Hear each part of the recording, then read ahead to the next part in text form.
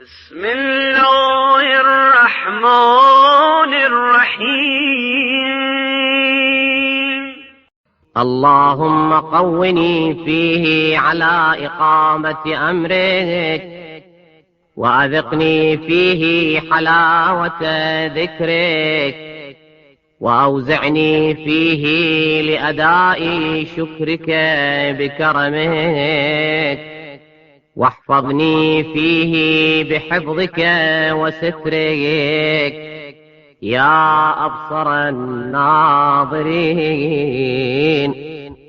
اعوذ باللہ من الشیطان اللعین الرجیم. بسم اللہ الرحمن الرحیم.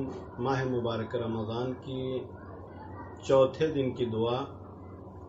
اللہم قونی فیہ علی اقامت امرک، واذقنی فیہ حلاوت ذکرک، واوزعنی فیہ لاداء شکرک بکرمک، واحفظنی فیہ بحفظک وسترک یا ابصر الناظرین.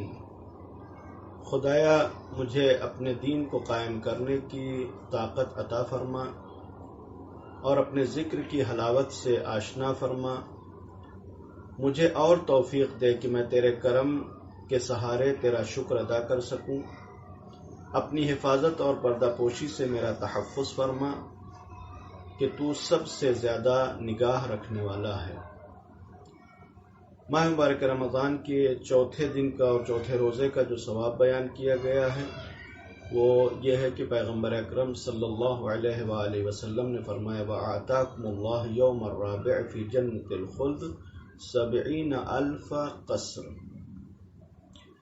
اللہ چوتھے دن کے عوض آپ کو جنت الخلد میں 70,000 قصر اور 70,000 گویا قلعے عنایت کرنے والا ہے کہ پروردگار عالم کی بارگاہ میں جو اجر رکھا گیا ہے وہ ہمیشہ یعنی انسان کی تعداد اور شمار سے بالا تر ہے کہ اگر یہ تعداد بیان کی گئی ہے تو پروردگار عالم اس سے کہیں زیادہ دینے والا ہے.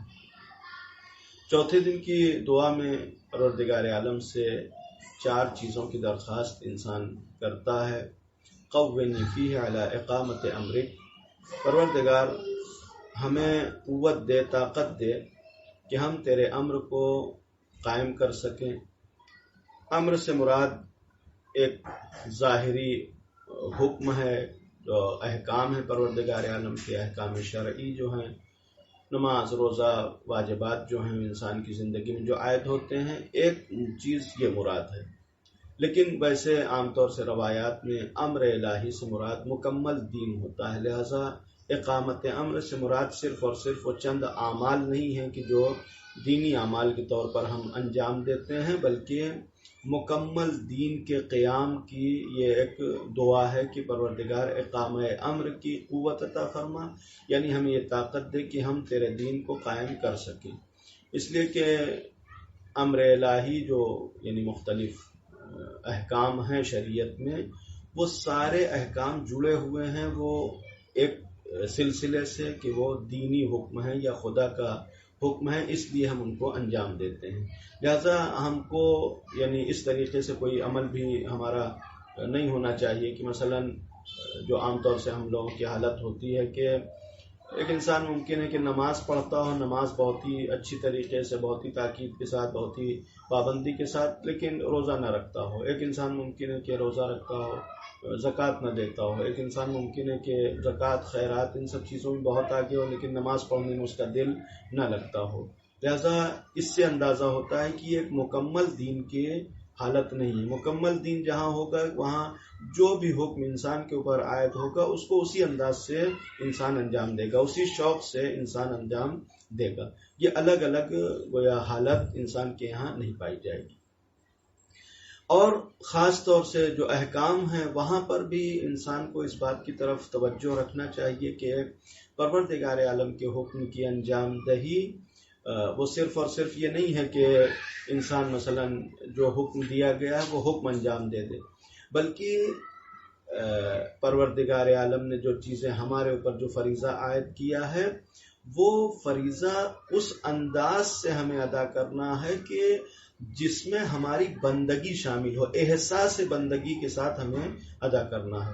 مثلا روزہ واجب ہے، وہ 7 چیزیں 9 چیزیں 10 چیزیں جو بھی فقہ میں بیان کی گئی ہیں کہ یہ چیزیں روزہ توڑنے کا باعث ہوتی ہیں، اس سے روزہ ٹوٹ جاتا ہے، مبطلات الصوم جو بیان کیے گئے ہیں، صرف اور صرف ان سے انسان پرہیز کر لے تو کیا روزہ ہو جائے گا؟ نہیں، نیت ہونی چاہیے کہ ہم یہ روزہ جو رکھ رہے ہیں وہ پروردگار عالم کی قربت حاصل کرنے کے لیے، قربتاً اللہ، خدا کے حکم کو بجا لانے کے لیے ہم انجام دے رہے ہیں، خدا کے احکام کی بجاوری کے لیے یہ کام ہم انجام دے رہے ہیں۔ لہذا نیت بہت عظیم ہے، نیت بہت ضروری ہے کہ بغیر نیت کے انسان جو ہے وہ کوئی کام انجام نہیں دے سکتا۔ لہذا امام زین العابدین علیہ السلام اسی صحیفہ سجادیہ کے 44 نمبر کی دعا میں پروردگار عالم کی بارگاہ میں دعا کرتے ہیں کہ پروردگار اعنا علی صیامہ، اعنا علی صیامہ، پروردگار ہماری مدد فرما اس مہینے میں روزہ رکھنے پر، یعنی ہمیں توفیق دے کہ ہم روزہ رکھیں۔ کیسے؟ بکف الجوارح معاصی، پروردگار ہمارے جوارح کو، ہمارے اعضاء و جوارح کو روک دے اپنے گناہوں سے، اپنی معصیت سے، یعنی ہماری زندگی میں کوئی گناہ نہ وارد ہونے پائے۔ یعنی حقیقی طور پر جو پہلے سلسلے میں ہم نے بیان کیا کہ حقیقی روزہ وہی ہے کہ جہاں انسان کے تمام اعضاء و جوارح اللہ کی معصیت سے پرہیز کریں، وہی روزہ ہے، اور اس کے علاوہ اور کوئی صورت نہیں ہے کہ جس میں انسان کا روزہ قابل قبول۔ انسان کی زندگی میں یہ بات ہمیشہ محسوس رہنی چاہیے، یعنی انسان کو اپنی زندگی کے ہر امر میں اس بات کو محسوس کرنا چاہیے کہ ہم جو بھی کام انجام دے رہے ہیں، چاہے عبادت یا غیر عبادت، یہ بغیر اللہ کی جانب سے توفیق کے ہم یہ انجام نہیں دے سکتے۔ یہ جو جملہ ہماری زبانوں پہ عام طور سے آتا جاتا ہے، لا حول ولا قوت الا باللہ العلی العظیم، ہم کو اس کے معنی کی طرف متوجہ رہنا چاہیے۔ عام طور سے مثلا ہمیں کہیں خوف محسوس ہوتا ہے، ہم کہتے ہیں لاحول پڑھتے ہیں، کہتے ہیں لوگ کہ لاحول پڑھتے ہیں۔ یہ لاحول پڑھنے کا مطلب کیا ہے کہ جب ہم خوف محسوس کرتے ہیں تو ظاہر ہے کہ ہم کو ایک ایسی چیز جو ہمارے لیے انجان ہے یا ہمارے نہیں سمجھ میں آ رہی ہے، ایسی چیز سے ہم خوف محسوس کرتے ہیں۔ کیوں خوف محسوس کرتے ہیں؟ اس لیے کہ ہم کو یہ ڈر لگتا ہے کہ وہ ہمیں نقصان پہنچا دے گا، ہم وہاں لا حول پڑھتے ہیں، لا حول ولا قوت الا باللہ العلی العظیم۔ اس کا مطلب کیا ہوا کہ ہمارے پاس طاقت نہیں ہے، لیکن اللہ کے پاس ہر چیز کی قدرت موجود ہے، اور جس چیز سے ہم ڈر رہے ہیں ابھی کہ وہ ہمیں نقصان پہنچا دے گی، اس کے پاس کوئی حول اور قوت طاقت نہیں ہے، بلکہ وہ اسی صورت میں ہمیں نقصان پہنچا سکتا ہے کہ جب پروردگار عالم کا ارادہ ہو۔ لہذا خدا کے علاوہ کسی کے پاس کوئی طاقت نہیں، اس بات کا اعتراف کر کے ہم اپنے دل سے وہ ڈر دور کر دیتے ہیں۔ دعا کمیل میں بھی یہ دعا آخری حصے میں یہ دعا پائی جاتی ہے کہ قو علی خدمتک جوارحی، پروردگار اپنی خدمت کے لیے ہمارے جوارح کو، ہمارے اعضاء و جوارح کو مضبوط کر دے تاکہ ہم یعنی گویا عبادت انجام دے سکیں، ہم اطاعت انجام دے سکیں، ہم تیری عبادت اس طریقے سے کر سکیں۔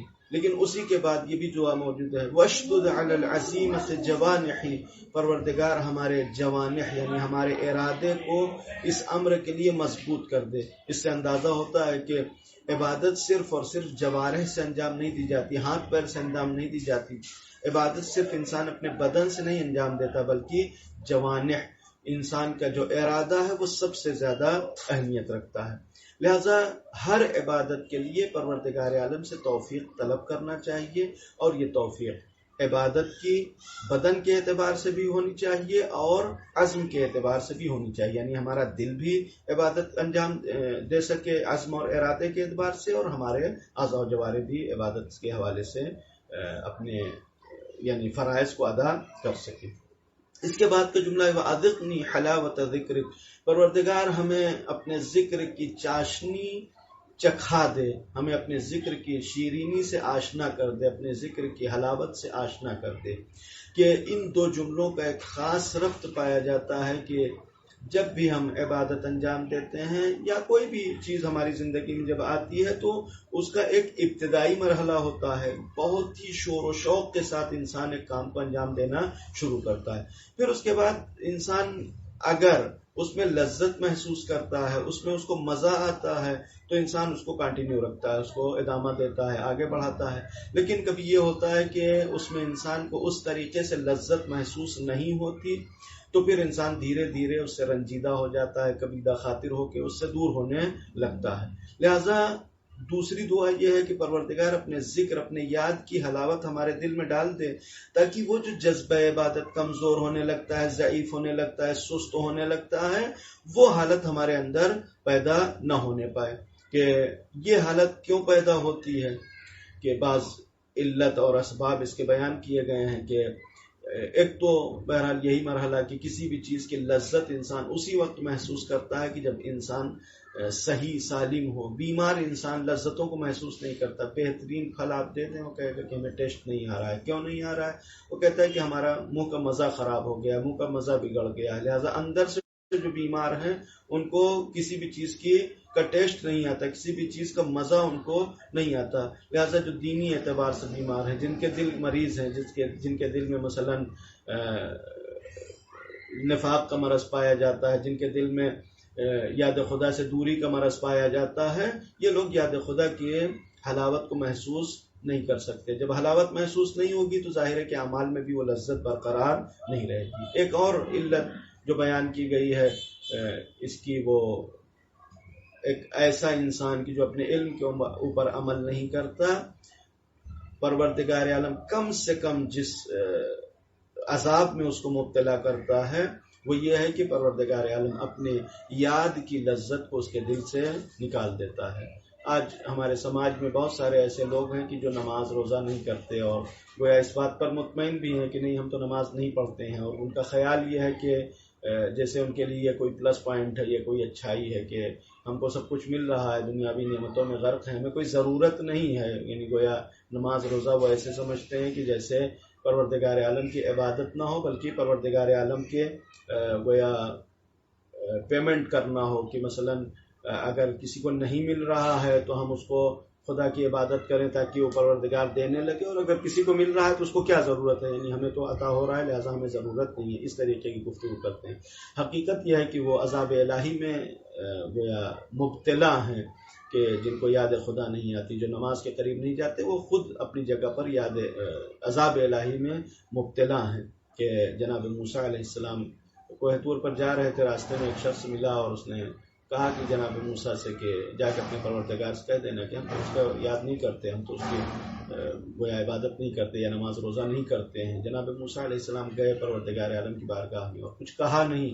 جب پروردگار عالم نے گفتگو تمام کی اور جناب موسیٰ پلٹنا چاہتے تھے، کہا کہ موسیٰ اس بندے کی بات تو بتا دیتے۔